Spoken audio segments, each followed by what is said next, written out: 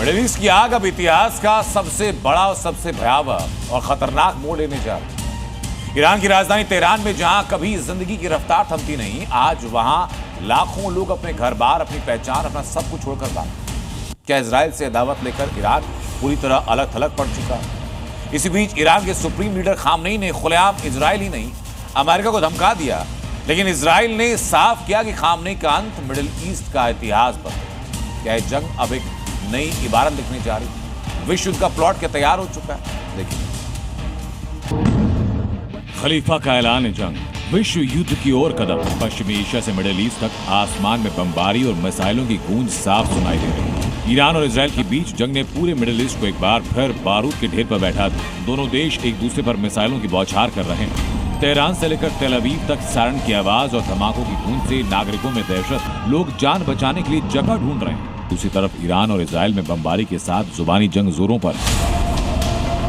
ये जुबानी जंग तब और तेज हुई जब अमेरिकी राष्ट्रपति डोनाल्ड ट्रंप ने ईरान के लोगों को तेहरान छोड़ने की चेतावनी दी। ट्रंप की इस चेतावनी के बाद ईरानी खलीफा भड़क उठे और इसलिए खलीफा ने कट्टर दुश्मन इजराइल पर खुलकर निशाना साधा। खलीफा ने कहा कि जंग शुरू हो चुकी है, यहूदी शासन पर अब कोई दया नहीं दिखाई जाएगी। ईरानी हवाई क्षेत्र का उल्लंघन करने के लिए इजराइल को माफ नहीं किया जाएगा। खलीफा ने कहा कि इजराइल ने गंभीर गलती की और उसे इसकी सजा मिलेगी।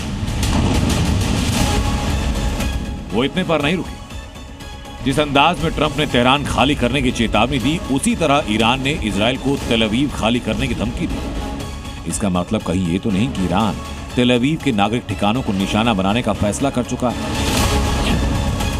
ये सवाल अपने आप में काफी बड़ा है, क्योंकि अगर ईरान तेल अवीव के सिविलियंस पर अटैक करता है तो अमेरिका बिल्कुल बर्दाश्त नहीं कर सकता और फिर खलीफा के अंत की तारीख के ऑर्डर पर ट्रंप दस्तखत करेंगे। ऐसा कहने के पीछे इजराइल के इस बयान को समझते हैं। इजराइल के रक्षा मंत्री ने खलीफा को धमकी देते हुए कहा कि खामनेई तानाशाह हैं और तानाशाहों की कहानी जैसी होती है। खामनेई का हाल भी सद्दाम हुसैन जैसा होगा। इसराइल कैट्स ने कहा कि 2006 में सद्दाम हुसैन को मार दिया गया, उसी तरह ईरान के लोग ही खामनेई को फांसी पर लटकाएंगे। ईरान और इजराइल के बीच टकराव अब निर्णायक मोड़ में है, क्योंकि इस जंग में अमेरिका की एंट्री होनी तय मानी जा रही है। ट्रंप ने ऐलानिया लहजे में कहा कि अब पूरी तरह से अंत होगा, सिर्फ सीज फायर तक मामला नहीं रुकने वाला। लेकिन खलीफा ने अब से कुछ देर पहले अमेरिका को भी खुली चेतावनी दी। खामनेई ने कहा कि अगर अमेरिका जंग में शामिल होता है तो उसे भारी खामियाजा उठाना पड़ेगा।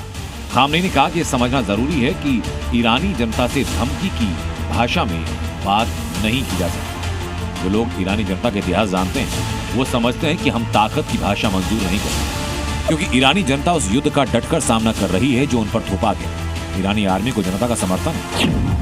मतलब ये कि अब सिर्फ 2 या 3 देशों का मामला नहीं रहा, बल्कि पूरी दुनिया के लिए ताकत और रणनीति से जुड़ा हुआ मुद्दा बन चुका है, क्योंकि दुनिया अब 2 गुटों में बढ़ चुकी है। इजराइल के साथ अमेरिका, ब्रिटेन, फ्रांस जैसे पश्चिमी देश हैं, तो ईरान के पास रूसी हथियार और इस्लामिक देशों का मौन समर्थन है। ये सच कि अब तक कोई भी मुस्लिम देश खुलकर ईरान के साथ नहीं आया, लेकिन इजराइल के हमले का सभी ने खुलकर विरोध किया। ऐसे में साफ दिखाई दे रहा है कि एक तरफ इजराइल और अमेरिका का गुस्सा और पश्चिमी देशों की ताकत है, तो दूसरी तरफ ईरान और इसके सीने में जलती बदले की ज्वाला। सवाल ये कि क्या सिर्फ 2 देशों की जंग है या पूरी दुनिया को एक बार फिर तीसरे विश्व युद्ध की आहट सुनाई दे रही है। जंग का बढ़ता हुआ तूफान के इतिहास में एक और महायुद्ध की वजह बनेगा, क्योंकि एक गलत कदम दुनिया को तबाही के रास्ते पर ले जा सकता है। और सबसे बड़ा सवाल, क्या दुनिया एक बार फिर विश्व युद्ध के कगार पर?